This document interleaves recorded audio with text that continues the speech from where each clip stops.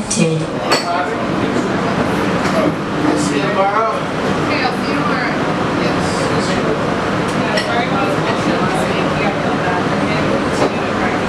You have to believe there's something different than what has happened for the last 50 million years of history. You have to believe that something different can happen.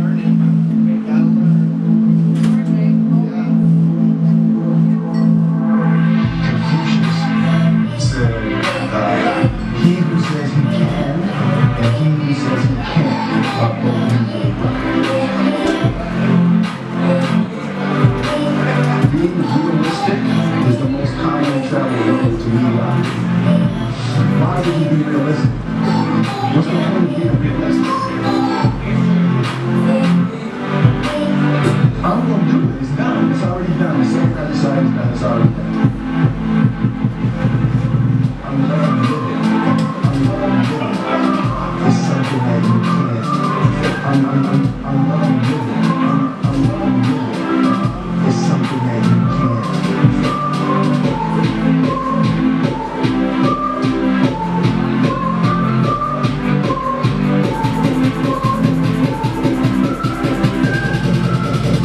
It's really that simple.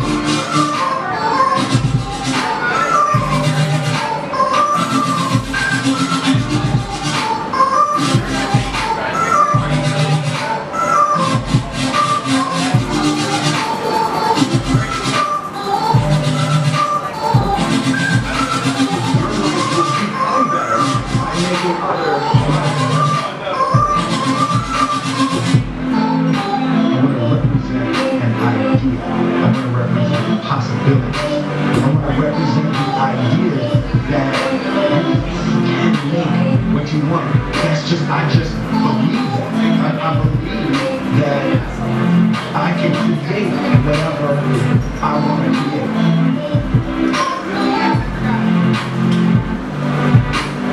The first step before anybody else in the world believes it is you have to believe it.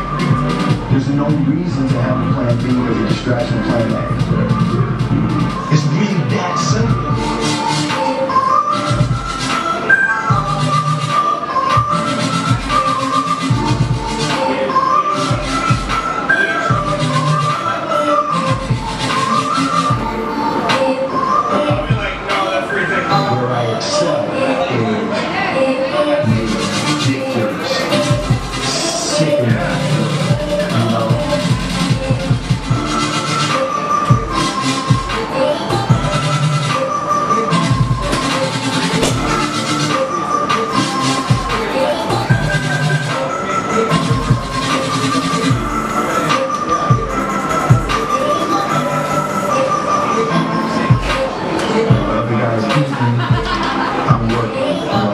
Sleeping, I'm working.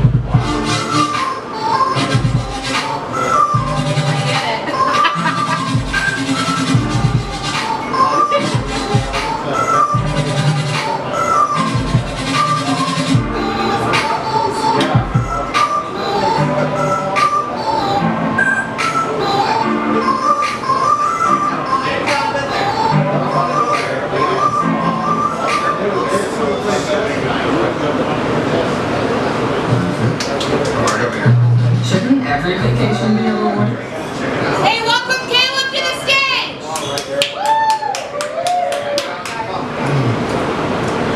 Oh, I'm on. So yeah, that was from SoundCloud, so it's a weird title, but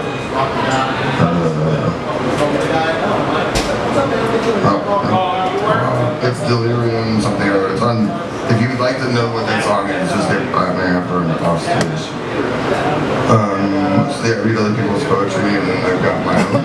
I usually do at the end. Let's see where I'm at. Wrong. Okay, so this first one is by an Indian poet called Rabindranath Tagore. He's, I think he died over 100 years ago, but the title is The Grasp of Your Hand, and this is only 2 stanzas or whatever, but let me not pray to be sheltered from dangers, but to be fearless in facing them. Let me not pray for the stilling of my pain, but for the heart to conquer it. The next one is called Kintsugi for my dear friend. It was written by Trace Shock, the 2024 OEA Best Performance Poet of the Year. And she wrote this poem for me several years ago. She's also an amputee, and she wrote it to try to encourage me, and specifically when it's hard to get out of bed, and it's really hard sometimes to get out of bed. But she titled it Kintsugi because there's a Japanese art of repairing broken pottery by basically gluing it back together with gold. So after they're done, it's actually worth more and more beautiful usually than before it was broken. So I mean, throw pottery on the ground so it becomes more beautiful. No. Anyways, it's called Kintsugi for my dear friend. Oh, also, July 20th, I could be wrong on the date, she invited me to perform this poem with her at what will probably be her very last show ever, because she will probably not make it to Christmas.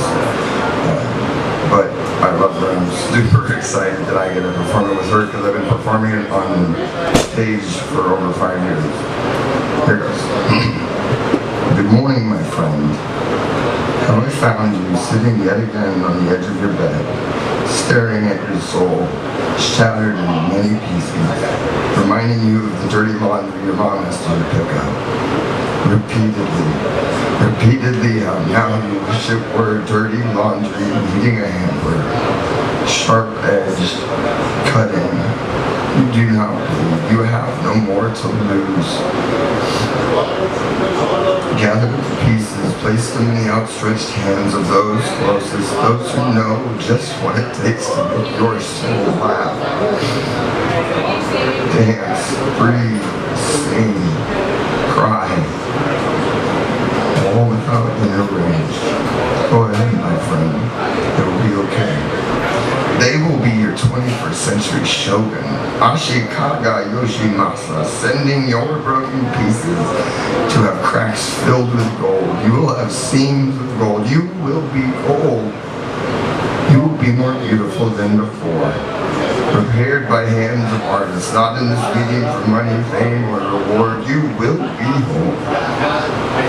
Go ahead, my friend, place the pieces in their outstretched hands. It will be okay. Please give it up for my friend Trace, who wrote that, and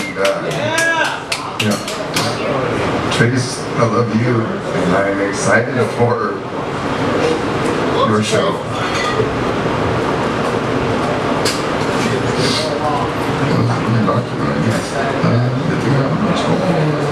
I'll just do the next.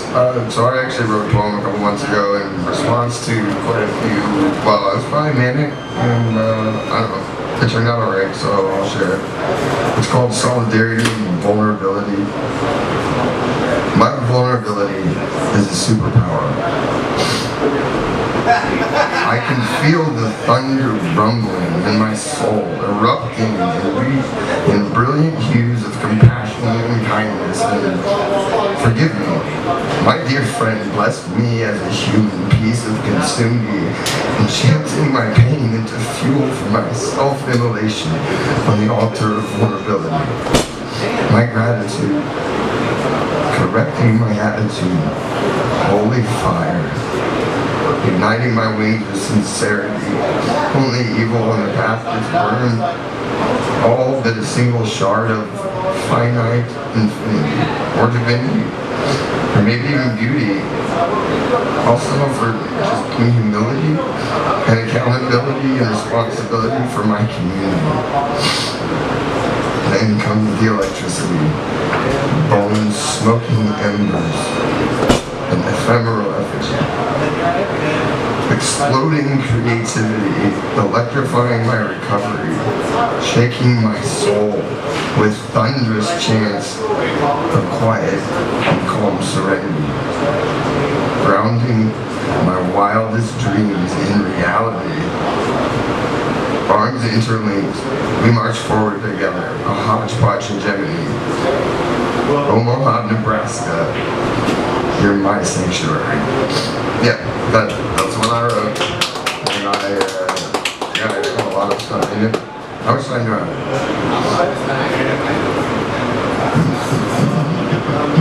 Oh, this is a thing. It's from a book. It's really cool, and the character who's being spoken to, his name is Caleb. He's a kid being taught by this monk who